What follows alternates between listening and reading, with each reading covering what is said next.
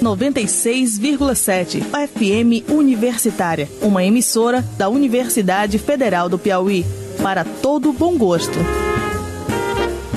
Ouviremos agora a mensagem do magnífico reitor da Universidade Federal do Piauí, Luiz de Souza Santos Júnior.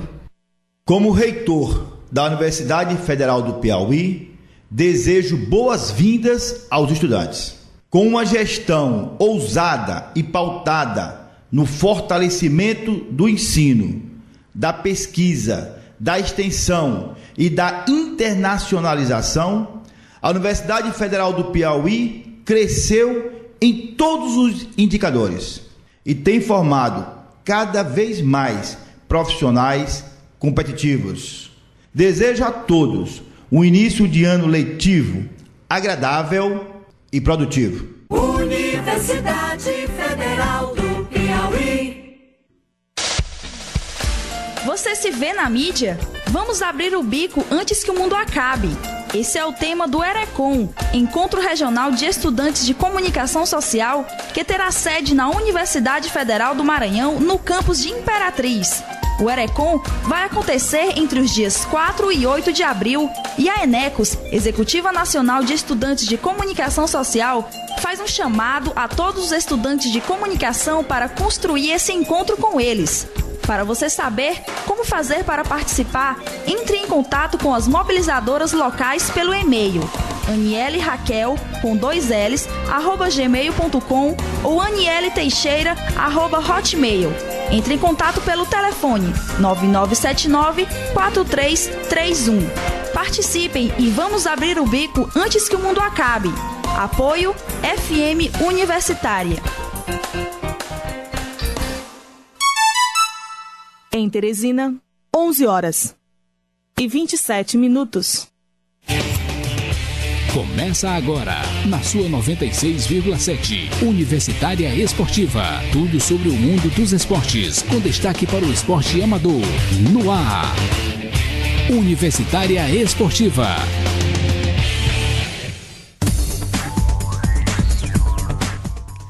Bom dia, ouvintes. Quinta-feira, começando mais um Universitária Esportiva e ao meu lado, Neila do Rego Monteiro. E ao meu lado, a Emanuele Madeira. No Bola na Rede, confira os resultados dos jogos de ontem e as rodadas que acontecem hoje, com a participação do nosso querido comentarista de futebol, Flávio Meirelles. E o programa de hoje a gente começa com o Por Tabela, numa conversa com Cesarino Oliveira, presidente da Federação de Futebol do Piauí. O Universitária Esportiva está no ar.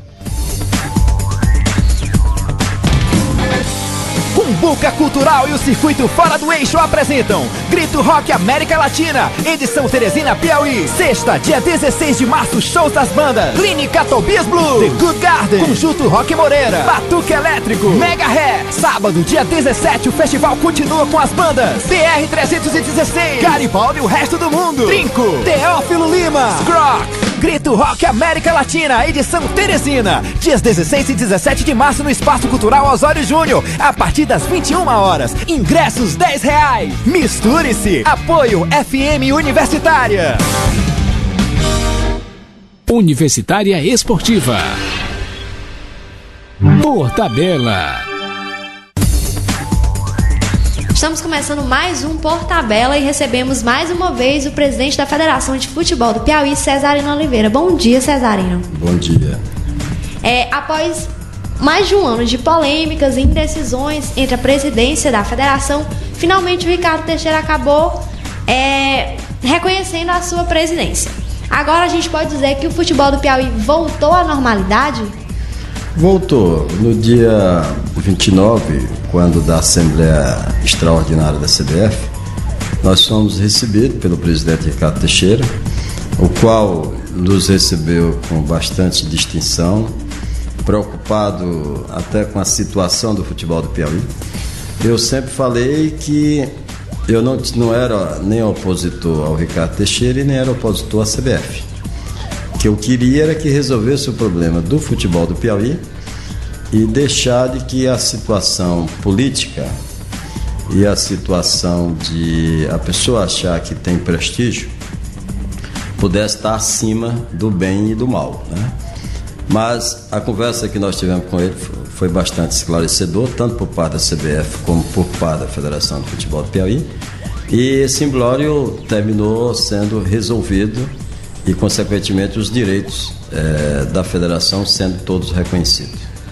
Com o reconhecimento, todos os times voltaram à federação?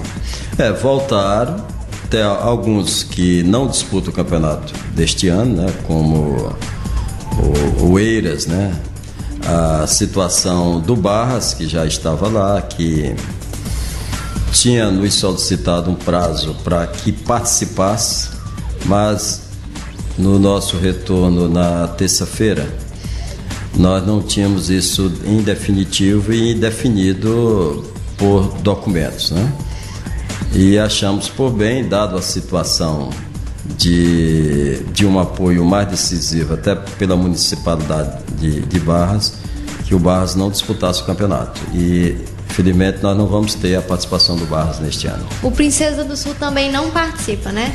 O Princesa também não, até por falta de condições, já que as dificuldades do futebol são grandes, né? E para participar sem ter um projeto, sem ter parceria, sem poder arcar os encargos que o futebol existe, é muito difícil para o momento do futebol nós podermos atingir aquilo que queremos. A situação do Princesa do Sul é a mesma situação do Barras? Deixa eu lhe dizer, a situação de todos é de todos em relação ao futebol. Nós não temos trabalho no futebol do Piauí, nem da base, nem, para você ter uma ideia, as nossas equipes, até a amadora, muitas vezes tem muito mais condição do que as equipes profissionais. Porque o nosso futebol era tratado momentaneamente, ou seja, você faz um time para disputar um campeonato de 3 anos, ninguém planeja, ninguém sabe quanto vai gastar, da onde é que vem o dinheiro. Se você não tem motivação para o público ir aos estádios, consequentemente você não tem renda.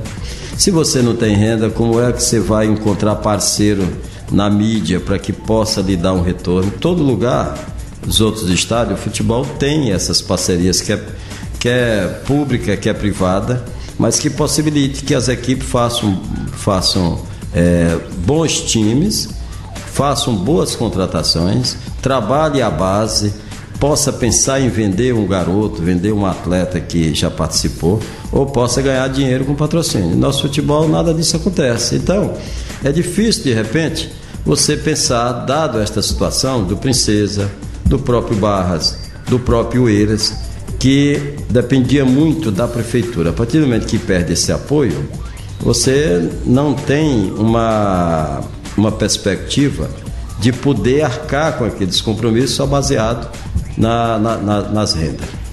Essa situação financeira do futebol piauiense já se estende há um bom tempo. O que é que pode estar levando a não aparecer novos patrocinadores ou novas pessoas que se interessem em ajudar os times do futebol? Você foi o jogo quarta-feira e vai o jogo também do esporte. Nós temos lá a televisão transmitindo e tem os patrocinadores a nível nacional. O nosso futebol, eu acredito que de uma década, essa última década, nós não temos um patrocínio nacional e os patrocínios a nível locais são mais favor do que um bom negócio, né? E o futebol não é à toa que hoje a primeira divisão tem um patrocínio forte, a segunda e a terceira. A quarta, a qual nós estamos inseridos, ainda não tem nenhum patrocínio. Claro que nessas reuniões nós somos junto à CBF, a gente tem reivindicado e brigado para que isso possa chegar aqui. Mas nós temos que acordar tanto as nossas empresas, as empresas nacionais que militam e que se inserem aqui, né? E que elas não estão envolvidas nesse momento nem na mídia para os programas esportivos, nem na mídia para as equipes que estão disputando o campeonato e nem na federação. Então, também tem que dar a sua contribuição, né? A gente vê Copa Chevrolet, Copa Toyota, Copa Kia, né, como é a Copa do Brasil. Isso tudo é recurso que vai para o futebol. Enquanto que aqui o nosso produto ele ficou um subproduto de uma qualidade ínfima que não nos possibilita brigar por esse espaço. E nós estamos trabalhando para que a gente possa brigar, consequentemente nós possamos ter futebol o ano todo e que os clubes possam ter recursos advindo da mídia, advindo de parceiros, que você possa ter um feedback, ofereceu e dar em troca.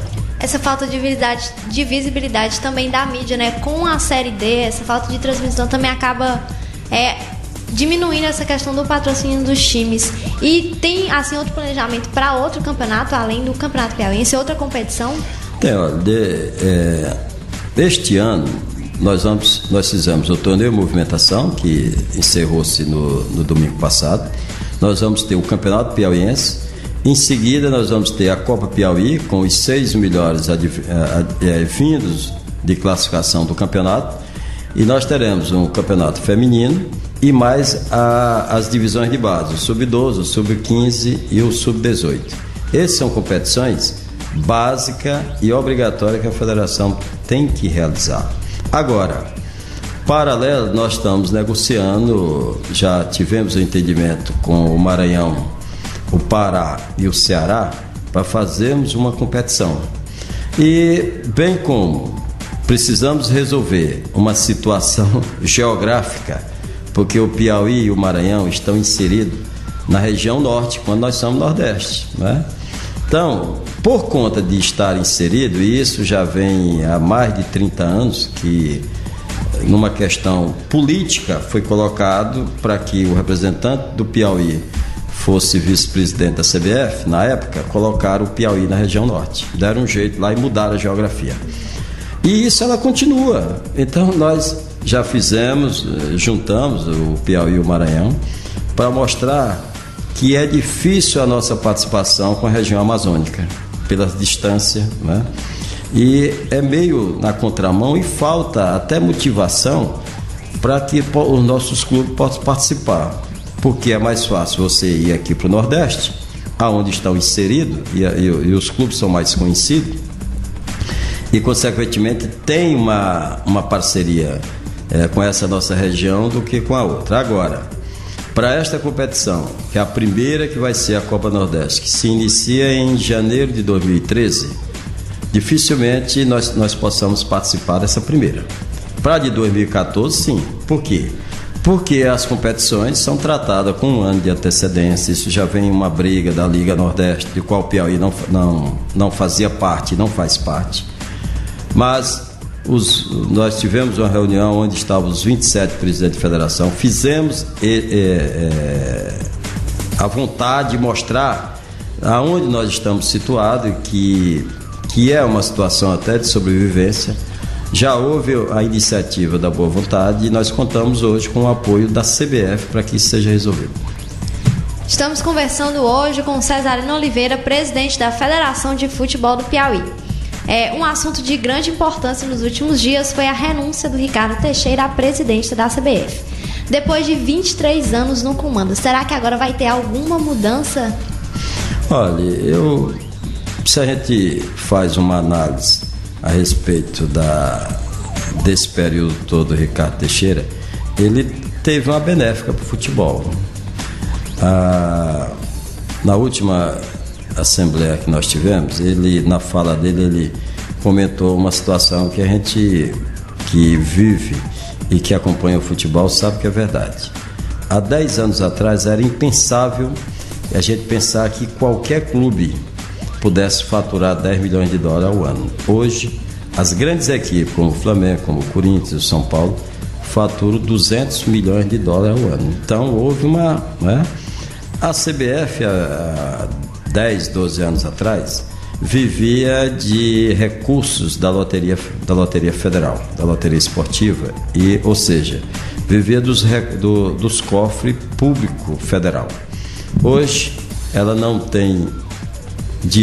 recebe nada do governo federal.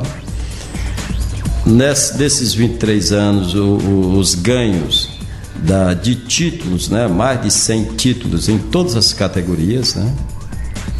Há 2 títulos mundiais, inserido como no ranking sempre entre os 5, 6, né? No ranking mundial do futebol. Então a CBF hoje encaixa cerca de lucro, cerca de 300 milhões, né? Então é uma entidade poderosa, uma entidade rica e sanada. E isso, claro, que o sucesso não é para todos.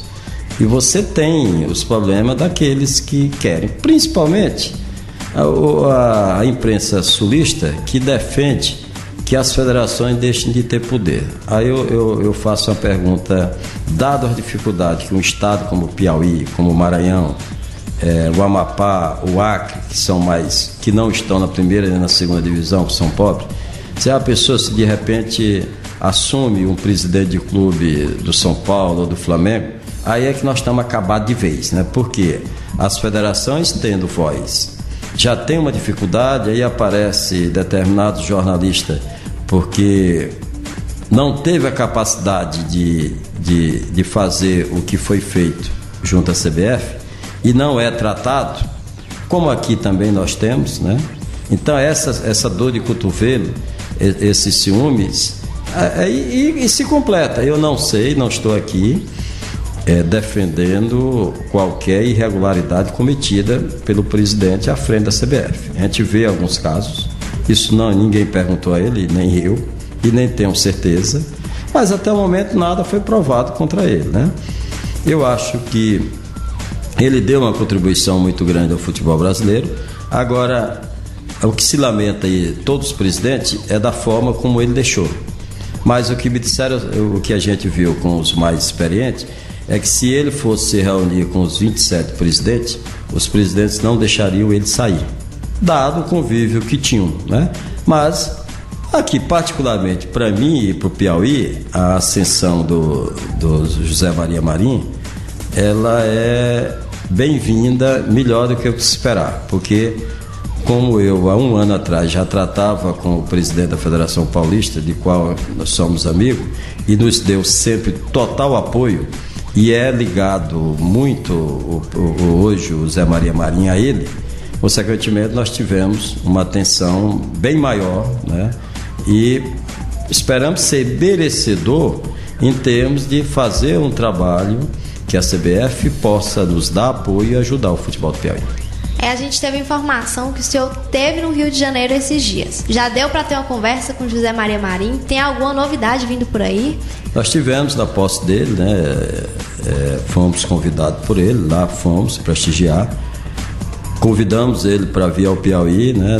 No momento exato nós iremos trazer. E assim como o presidente Ricardo Teixeira nos incumbiu no momento que nós estivemos conversando com ele, da necessidade que ele me pedia para fazer o trabalho, para botar o futebol do Piauí no seu lugar, que já alcançou, que pudéssemos trabalhar para isso, o mesmo apoio nós temos certeza, até pelo conhecimento que a gente já trava com o José Maria Marinho desde novembro, de que esse apoio não irá faltar.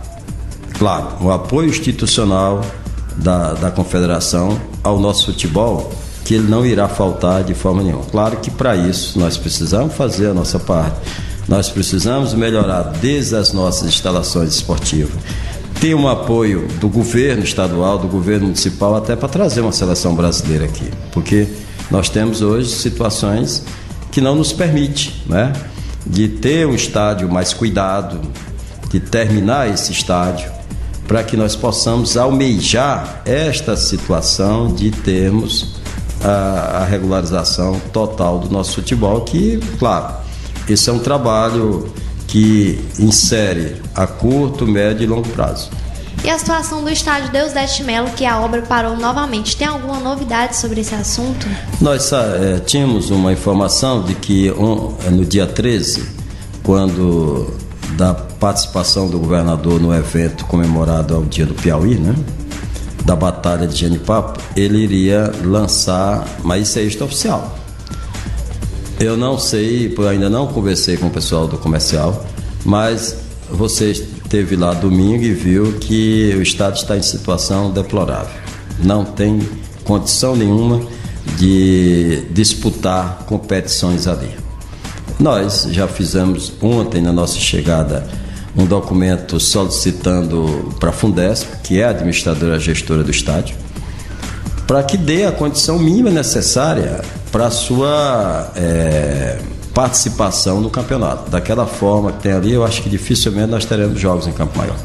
Ainda mais com a obra que já começou, quanto mais demorar, mais o que já foi construído vai se desgastando e vai ter que gastar mais dinheiro ainda. Se perde por total, porque quando você for, já não já perdeu aquilo que se iniciou, né?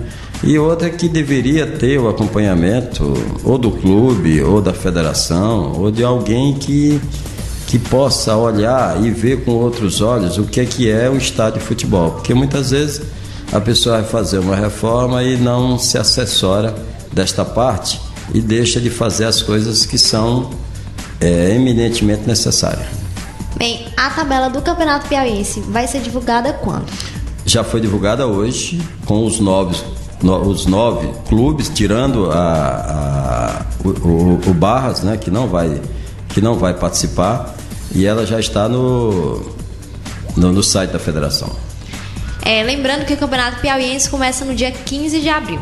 Infelizmente, a gente vai ter que encerrar a entrevista. Cesarino, muito obrigada mais uma vez por participar do nosso programa.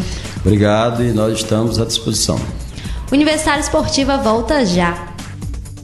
96,7 Universitária Esportiva. Atenção, galera, se liga, eu vou falar. Só comer besteira em coisa boa não vai dar. Vacilar pode fazer a saúde piorar. Ainda bem que na escola também vê uma galera da saúde pra cuidar, ensinando a comer bem. Obesidade não tem, dúvida não fica pra ninguém. Esse é o programa, é o que rola.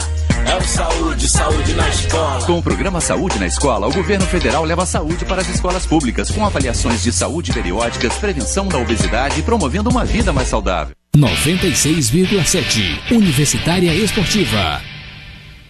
Bola na Rede.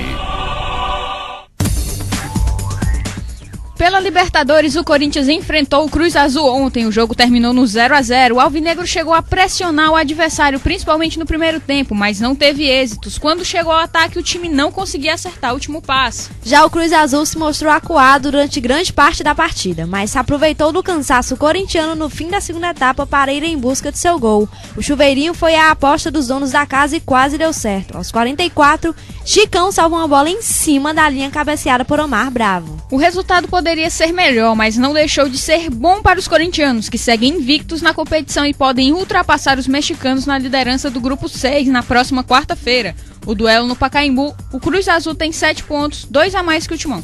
No primeiro jogo da noite, o Fluminense venceu o Zamora, diante de um adversário que jogou praticamente os 90 minutos com 9 jogadores protegendo a grande área. O tricolor conseguiu uma magra, mas importantíssima vitória por 1-0. O único gol do confronto foi marcado pelo zagueiro Anderson. Desde o primeiro minuto, o Flu tomou a iniciativa, buscando abrir o placar, mas apesar do grande volume de jogo, o gol simplesmente não saiu na etapa inicial. Os venezuelanos praticamente não atacaram. Foram 2 lances isolados, um chute que passou perto da trave e um escanteio cobrado de maneira fechadinha, obrigando Diego Cavalieri a tirar de tapa. Com o triunfo, o Fluminense chegou à 3ª vitória consecutiva, passando a ser o único 100% em toda a Libertadores. A equipe da Venezuela segura a lanterna do grupo com somente 1 ponto. E depois de perder em casa para o Fluminense, o Boca Juniors se recuperou do revés e bateu o Arsenal de Sarandi fora de casa e de virada por 2-1. Rodrigues contra abriu o placar para o Arsenal aos 10 minutos, porém Moucho empatou para o Boca aos 29 da etapa inicial e levou o empate para o intervalo. No segundo tempo, Ledesma marcou o gol de virada do Boca Juniors aos 23 minutos e garantiu o primeiro triunfo do Boca na edição da Libertadores. Com o resultado, o Boca Juniors vai a 4 pontos no grupo 4 da Libertadores e assume a vice-liderança atrás do Fluminense, que tem 9 pontos ganhos. Já o Arsenal está em terceiro com 3 pontos. O Vasco também jogou ontem. O time Cruz Maltino ficou no 1-1 com o Libertad. Diego Souza, que levou cartão vermelho na etapa final por uma cotovelada no rival, fez o gol do time carioca e o Nunes, que também foi expulso no fim do jogo, marcou para os anfitriões. Sem Juninho, que foi poupado e ficou no Rio, o Vasco começou o jogo com 2 volantes, Eduardo Costa e Nilton. Felipe e Diego Souza foram os encarregados da criação, com Williams Barbio e Alexandro completando o setor ofensivo. Na zaga, o contestado Rodolfo ficou no banco de reservas, coube a Renato Silva formar dupla com Dedé. Mesmo jogando fora de casa, o Vasco adiantou sua marcação e dificultou a saída de bola do Libertad nos primeiros minutos. Nilton e Eduardo Costa fizeram boas viradas de jogo e Fagner incomodou com subidas pelo lado direito. Barbio, caído mais pela esquerda, teve uma atuação abaixo da média e errou muitos passes. Com o resultado, o Vasco termina a terceira rodada do Grupo 5 da Libertadores na segunda colocação com 4 pontos, um a mais que o Nacional do Uruguai e a Alianza Lima. O Libertad lidera com 7. E no último jogo pela Libertadores, o Chivas Guadalajara venceu o Defensor por 1-0. O time chega aos 4 pontos, mas continua na terceira colocação. Na Copa do Brasil, o Palmeiras derrotou o Coruripe por 1-0, o que parecia se desenhar uma vitória tranquila com o gol de Hernan Barcos. Logo no início da partida terminou em vitória somente por 1-0 e festa para o time alagoano, que levou a decisão da vaga para o jogo de volta em Jundiaí. Errando mais passes que o comum e em marcha lenta, o Verdão não jogou bem. O Palmeiras não se encontrou, mesmo abrindo o placar aos 2 minutos. Foi surpreendido pela vontade e valentia do adversário desconhecido. Na base da raça, o Coruripe só não empatou porque faltou qualidade nas finalizações e o cansaço bateu no fim da partida. A derrota foi muito comemorada pela superação da equipe, que ainda garantiu a renda total do jogo. O Verdão volta a campo no próximo sábado pelo Paulistão, recebe o Ponte Preta no Pacaembu. O São Paulo derrotou o Independente de novo, dessa vez por 4-0. Luiz Fabiano fez todos os 4 gols da vitória, o resultado que deu ao time de Emerson Leão a vaga na segunda fase da Copa do Brasil. O Botafogo empatou com o 13 da Paraíba no 1-1. Com o resultado, o alvinegro carioca joga por um empate sem gols para avançar na segunda fase da Copa do Brasil. Depois do empate por 2-2 no primeiro jogo, o Paraná venceu o Luverdense por 2-0 e garantiu a vaga na próxima etapa da competição. O Criciúma venceu o Madureira por 2-0 e eliminou o jogo de volta. A Ponte Preta ficou no 0-0 com o Sapucaiense. O jogo de volta acontece no dia 21 no estádio Moisés Lucarelli. O Atlético Mineiro derrotou o Ceni por 3-1 e garantiu a vaga na próxima fase, eliminando o jogo de volta. E o Peñarol venceu o Santa Cruz por 3-2 no Arrudão. Com o resultado, o time amazonense eliminou o Santa e se garantiu na próxima fase da Copa do Brasil. Já estão definidos todos os times que jogam nas quartas de final da Champions League. Ontem o Chelsea derrotou o Napoli por 4-1, com gol de Ivanovic na prorrogação. O Chelsea venceu o Napoli e conseguiu a classificação para as quartas de finais da Liga dos Campeões. Os italianos haviam vencido o jogo de ida por 3-1. O adversário da próxima fase ainda é desconhecido. E no outro jogo da tarde, o Real Madrid eliminou o CSKA Moscou, venceu o jogo por 4-1, com uma boa atuação de Kaká, que deu uma assistência, e 2 gols de Cristiano Ronaldo, que contou com grande colaboração do goleiro rival. Os merengues derrotaram o CSKA. Higuaín e Benzema completaram o placar para os donos da casa, enquanto Tozic descontou o placar. O sorteio dos confrontos da próxima fase será realizado nesta sexta-feira na sede da UEFA, na Suíça. E hoje ainda tem rodada da Libertadores e da Copa do Brasil. Na Libertadores, o Santos enfrenta o Juan Aurich às 19h45 pelo Grupo 1. Já pelo Grupo 2, o Flamengo recebe o Olímpia às 22 horas. Na Copa do Brasil, tem o segundo jogo entre Atlético Paranaense e Sampaio Corrêa. Já às 20h30, tem o segundo jogo entre Atlético Goianiense e Gurupi. No primeiro jogo, o Atlético venceu por 1-0. E às 22 horas é a vez do Náutico ir até Rio Grande do Norte jogar com o Santa Cruz. Pelo Campeonato Cearense, às 20h30 tem Fortaleza e Itapipoca. E tem Liga da Europa hoje. Às 15 horas, o Atlético Bilbao enfrenta o Manchester United. O PSV joga com o Valência e o Udinese recebe o AZ Alkmaar. Às 17 horas tem um jogo entre Manchester City e Sporting, Besiktas e Atlético de Madrid e Schalke 04 e Twente. Todos os jogos são de volta das oitavas da competição.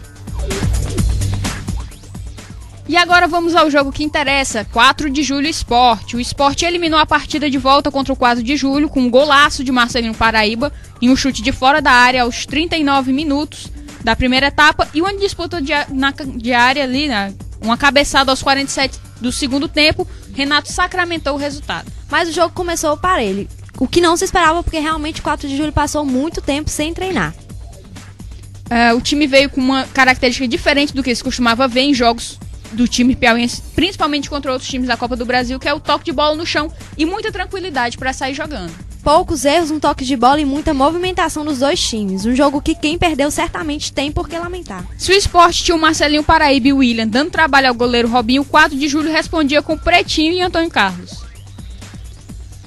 A torcida acompanhava as boas trocas de passe e sempre gritando muito, sempre perigoso. Marcelinho Paraíba marcou um lindo primeiro gol. E agora, Ricardo, bota a sonora do Pretinho aí na saída do primeiro tempo. Tá conseguindo acompanhar o ritmo aí do jogo? Tá bem, o time tá bem. Começou bem, no finalzinho ali, deu um vacilo e tomamos um gol aí, mas a gente trabalhava e voltar agora pro segundo tempo, com a mesma pegada que a gente começou, com esperança de não tomar o segundo gol, né? Vamos chamar agora o nosso comentarista Flávio Meireles para falar do jogo de ontem. Bom dia, Flávio. Bom dia, Neila. Bom dia, Emanuele Madeira. Bom dia, Flávio. Jogo ontem entre 4 de julho e Sport foi uma partida bastante equilibrada. O time pernambucano conseguiu a classificação com um vacilo da defesa piauiense no final do jogo. E dá pra gente destacar uma série de aspectos. O primeiro aspecto, o Marcelinho Paraíba. Marcelinho Paraíba, do alto dos seus 36 anos, continua a ser um jogador de um nível bem acima do futebol nordestino, em média. É um jogador diferente, marcou um golaço, o golaço dele aos 37 minutos do primeiro tempo, um chutaço de fora da área. E a experiência dele cadenciou o jogo quando tinha que ser cadenciado, acelerou quando tinha que acelerar. E no primeiro tempo, quando ele parecia apagado, ele acabou marcando esse gol. No segundo tempo, ele liderou o time em campo. Solta a sonora do Marcelinho, Ricardo, pra mim, por favor. Muitos jogos difíceis, eu tenho que jogar o máximo para poder decidir algumas partidas e acaba força um pouco e é normal que no segundo tempo a gente cansa. Não só eu de 36 anos, mas até mesmo os moleques novos cansaram. Aqueles que entraram no segundo tempo, deu pra ver também que eles estavam cansados. Então isso é o ritmo do jogo, pegada muito forte. Mas valeu a luta e valeu a vitória. Achava que seria tão difícil aqui o 4 de julho? Todo jogo é difícil, a gente tem que respeitar, jogar com humildade. Graças a Deus conseguimos o objetivo, vencer por 2-0, já elimina o segundo jogo. Como o Marcelinho Paraíba falou, o jogo realmente foi difícil. Inclusive o gol que deu a vitória e a classificação do Sport à próxima fase surgiu em um lance de um impedimento não marcado pela arbitragem. O Marquinhos Gabriel, que foi quem recebeu a bola e cruzou na cabeça do Renato, estava impedido quando recebeu a bola vindo de trás. No time piauiense, o meio-campo foi muito bem. O Ivanzinho, o Juninho, o Binha e o Antônio Carlos foram muito bem, enquanto o jogo estava se desenhando por um 1-0, mas o ataque pecou um pouco. Acho que o desentrosamento, o fato do Joniel ter chegado ao clube só na semana passada, deu um pouquinho de problema para o time. Pretinho jogou bem, ainda se movimentou, mas o Joniel acertou pouquíssimas jogadas. A defesa esteve muito bem, mas o fato do Pedrosa ter saído machucado de campo comprometeu o sistema defensivo. Inclusive, o primeiro gol do Sport, o Pedrosa estava fora de campo. E o que aconteceu? O Jorge Pinheiro recuou o Juninho para fazer a zaga. E o Juninho, que era o jogador que deveria estar marcando o Marcelinho Paraíba, estava fora de posicionamento. E o Marcelinho Paraíba acabou recebendo uma bola livre na entrada da área e teve tempo suficiente para bater e marcar aquele golaço. 4 de julho agora volta a campo no dia 14 de abril, na abertura do Campeonato Piauiense, enfrenta o Comercial na Arena Itacoatiara, em Piripiri. Já o Sport joga no final de semana contra o vice-líder Salgueiro pelo Campeonato Pernambucano. Um resultado injusto, né? Que a gente... Pro que foi o jogo, a partida muito equilibrada, foi injusto e nos parece mais injusto ainda pelo fato do segundo gol ter saído de uma jogada que deveria ter sido dada como irregular. Não foi dada, o Marquinhos Gabriel conseguiu chegar à linha de fundo sozinho e cruzar pro Renato num lance que foi impedimento. Infelizmente, o programa vai ter que acabar, já estamos no limite do tempo. O programa foi apresentado por Emanuele Madeira e Neila do Rego Monteiro, com a participação do nosso comentarista Flávio Meireles. O programa realização da FM Universitária 96,7. Direção-geral do professor Paulo Vilhena. Trabalhos técnicos de Ricardo Souza e produção de Naira Macedo. Universitário Esportivo volta amanhã às 11h30. Esperamos sua sintonia na FM Universitária. Muito obrigada pela audiência e continuem com a nossa programação.